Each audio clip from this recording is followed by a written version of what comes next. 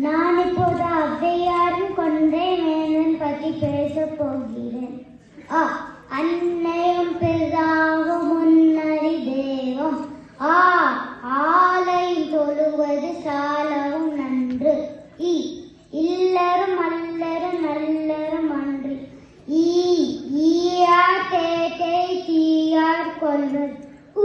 உண்டி சுடுதல் பெண்டிற்கு அழுது. ஊருடன் பகிர்கேன் வேருடன் கெடும். என்னும் எழுத்தும் கண்ணது தகும். ஏவா மக்கள் மூவா மருந்து. ஐயும் புகியும் செய்வன செய். ஒருவனை பற்றி ஓர்கிறது. ஓதுடன் நன்றே வேதியர்க்கு ஒழுக்கம். அவ்வியம் பேசுதல் ஆக்கத்திற்கு அழி.